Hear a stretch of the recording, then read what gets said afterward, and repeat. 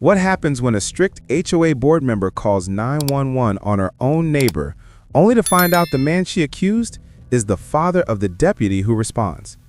Imagine standing on your own porch, adjusting the keypad lock you just installed to keep your family safe, when someone from down the street suddenly grabs the handle of your front door as if it belonged to them.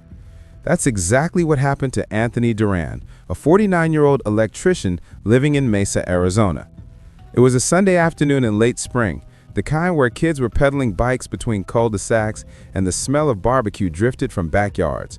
For Anthony, it should have been a peaceful day, but instead he found himself staring at his neighbor Lorraine Pritchard, the woman who chaired the HOA board, her hand tugging hard on his doorknob. Anthony stepped closer. "Lorraine, what are you doing?" His voice wasn't angry yet, just firm. Lorraine barely turned her head. "Checking that lock wasn't there before. This property could be abandoned, or worse, broken into." Anthony blinked. "I live here, you know that." Lorraine's lips pressed tight. She pulled her phone from her handbag and began swiping. Anthony recognized the 911 screen almost instantly. Inside the house, Anthony's wife Charlotte peeked through the blinds. "What on earth is going on out there?" she called. "HOA business," Lorraine snapped, as though that explained everything. Her finger hovered above the call button. "We can't have strangers moving in without clearance. Rules are rules." Anthony felt his stomach twist. He'd worked hard for this house, for his two-story brick place with the front yard he landscaped himself every Saturday. He paid his dues like everyone else, yet here he was, treated like an intruder.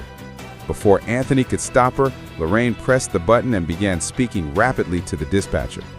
"Yes, I'd like to report suspicious activity at 4022 East El Moro Drive. There's a man trying to get into the house, and I don't think he belongs here." She gave Anthony a quick glance, as if daring him to argue. Anthony muttered, "This is absurd."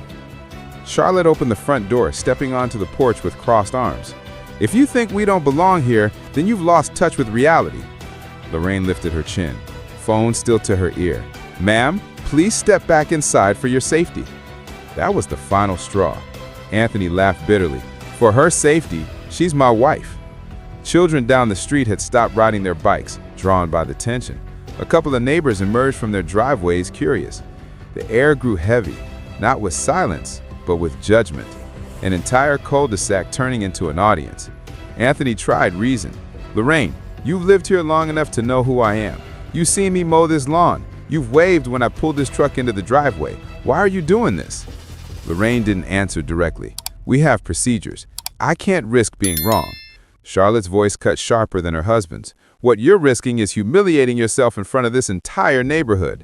But Lorraine stood rigid, convinced of her righteousness. The dispatcher had promised to send an officer. That was all she needed to hear. Anthony ran a hand over his face, torn between anger and disbelief. His house, his door, his life suddenly being called into question by a woman who believed HOA authority gave her the right to dictate who belonged and who didn't. Inside his chest, a strange mix of emotions battled: frustration, embarrassment, a slow creeping sense that no matter what he said, it wouldn't matter until someone else validated him, someone in uniform. And that was the cruelest part, because the officer on the way wasn't just a cop from the county, it was his son.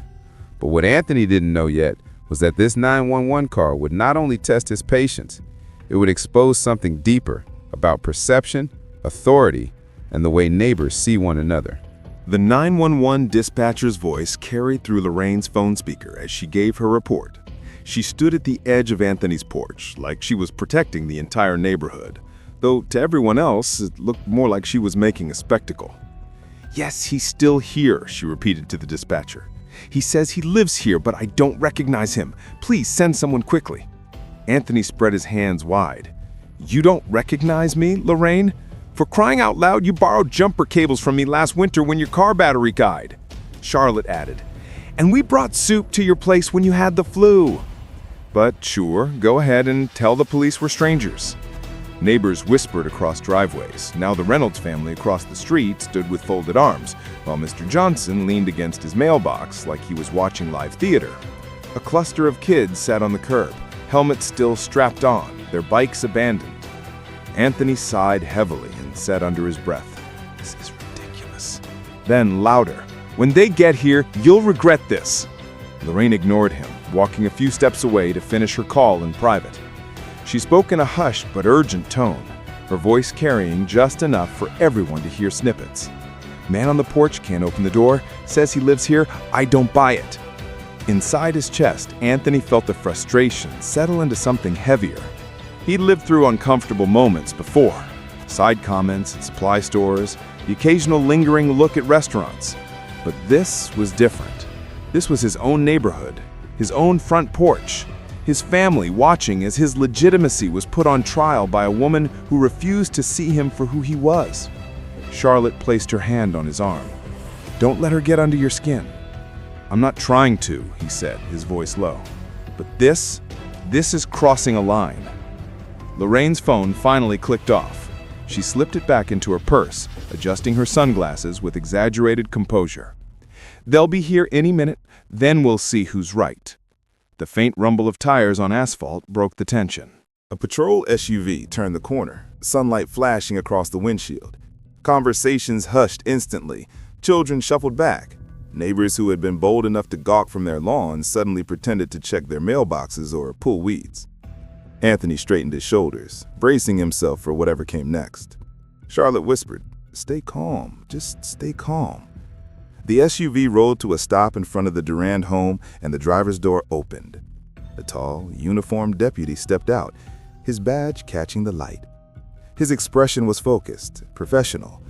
But as soon as his eyes landed on Anthony, something flickered across his face, recognition mixed with disbelief.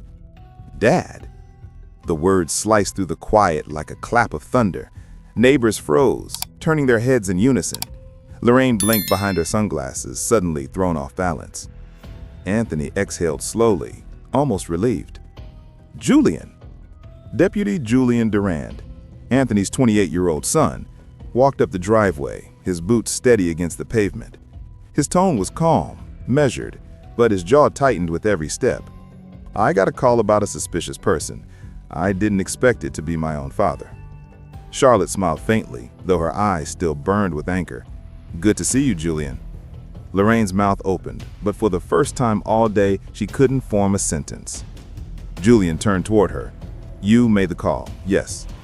Lorraine managed, her voice faltering. I thought he was breaking in." Julian's brows drew together. "You thought my dad, standing on his own porch, was breaking in?" Anthony folded his arms. "That's exactly what she thought." Charlotte added sharper, and she tried the door herself before calling, "Who does that?" Julian glanced back at the patrol car, then at the growing group of spectators. He lowered his voice, though the weight of it carried. "Ma'am, this is not a case of suspicious activity. This is a homeowner standing in front of his own house."